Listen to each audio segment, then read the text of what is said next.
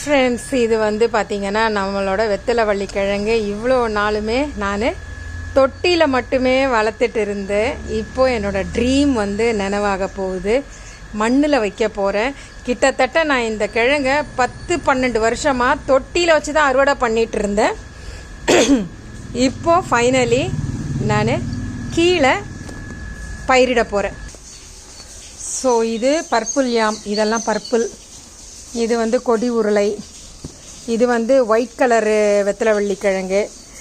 இது வந்து ஜெனில் கொடுத்தது, லைபீரியன். அந்த கிழங்குலேருந்து ஒரு கிழங்கு தான் காய்ச்சிது. அதை பத்திரமா எடுத்து வச்சேன். அதோட அடிக்கிழங்கு மண்ணிலேயே இருக்குது, எடுக்கலை நான். ஸோ அதையும் நடணும். ஸோ இது வந்து பர்பிள் பாதி ஒயிட் பாதி கலந்த மாதிரி இருக்கும் இல்லையா, அந்த மாதிரி கலரு. இது பார்த்திங்கன்னா இந்த புள்ளி புள்ளியாக இருக்குது பார்த்தீங்களா, இது வந்து அந்த வகை அந்த கொடி உருளை.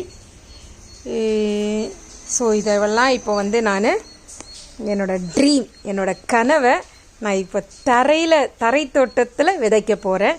அடுத்த வருஷம் எவ்வளோ அறுவடை எடுக்கலான்னு சொல்லி பார்த்துடலாம். ஓகே, இப்போ என்னென்னா அப்படியே முழுசாக நடமாட்டேன். ஏன்னா இந்த கிழங்கெல்லாம் சமைச்சி சாப்பிட்லாம். அதில் முளைச்சதை மட்டும் கட் பண்ணிவிட்டு செடியில் வச்சுருவேன். ஆல்ரெடி 2 சமைச்சி சாப்பிட்டது அங்கே நட்டுருக்குறேன். வாங்க அதையும் போய் பார்த்துருவோம்.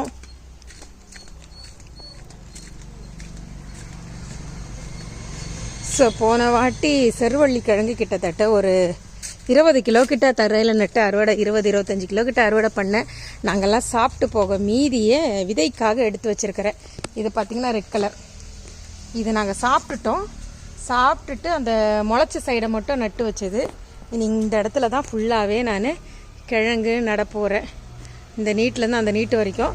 ஸோ இது வந்து ஃபின்சிங் இருக்கிறனால இதில் வந்து அப்படியே அது வந்து கொடி படந்துடும்.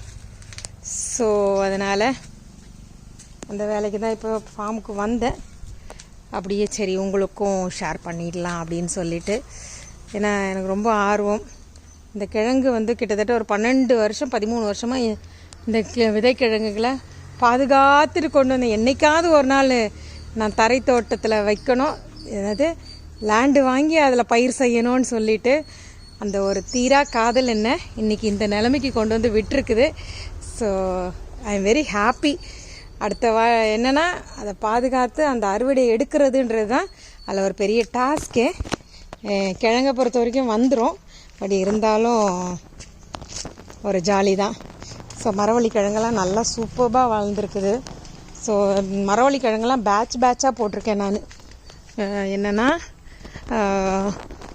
ஒரு பேட்ச் இப்போது 2 மாதம் கழித்து பறிக்கிற மாதிரி. இப்போ இந்த மரவள்ளி கிழங்கெல்லாம் பார்த்திங்கன்னா அறுவடைக்கு ரெடியாக இருக்குது. இது ஃபுல்லாகவே ஒரு 6-7 செடி மரம் இருக்குது. இது அறுவடைக்கு ரெடியாக இருக்குது. இதை நான் எப்போ வேணாலும் அறுவடை பண்ணி சமைச்சி சாப்பிட்லாம். அப்புறம் இது பார்த்திங்கன்னா அடுத்த மாதம், அதுக்கு அடுத்த மாதம்லாம் ரெடி ஆகிடும். பின்னாடி இருக்கிறது அப்படியே பேட்சாக வந்து மரவள்ளி. இது வந்து இந்த கிழங்கு, அது பேர் என்ன, செருவள்ளி கிழங்கு. அது பிடுங்காமல் விட்டுட்டேன் போல இருக்குது. அது மண்ணிலேயே முளைப்பு வந்துருச்சு அடுத்த சீசன்து. ஸோ இப்போது இது பார்த்திங்கன்னா இன்னும் ஒரு 7 மாதம், அக்டோபர், நவம்பர், ஜனவரி அந்த மாதிரிக்கு ஒரு பறிக்கக்கூடிய அளவுக்கு அறுவடை பண்ணுறதுக்காக நட்ட மரவள்ளி கிழங்கு. ஸோ இதுதான் எனக்கு ரொம்ப ஆசை. பாருங்கள், இது வந்து அறுவடைக்கு ரெடியாக இருக்க மரவள்ளி கிழங்கு. ரைட்டு, நான் போய் அந்த கிழங்கை நட்டுட்டு வரேன். ஸோ வெட்டி எடுத்துட்டேன் பாருங்கள், இதெல்லாம் வெட்டி எடுத்தாச்சு. தெரியுதா, இது ஒரு கலர், இது வந்து ஒயிட்டு, இதில் தெரியுதா, இது ஒரு ரெட்டு, இது ஒரு டார்க் ரெட்டு, அந்த மாதிரி. ஸோ இதெல்லாம் தான் இன்றைக்கி நம்ம நட போகிறோம். ஓகேவா? ஸோ அடுத்த வருஷம் விதை பகிர்வுக்கு கண்டிப்பாக இதெல்லாம் கொடுக்கலான்ற ஐடியா எனக்கு இருக்குது. ஓகே.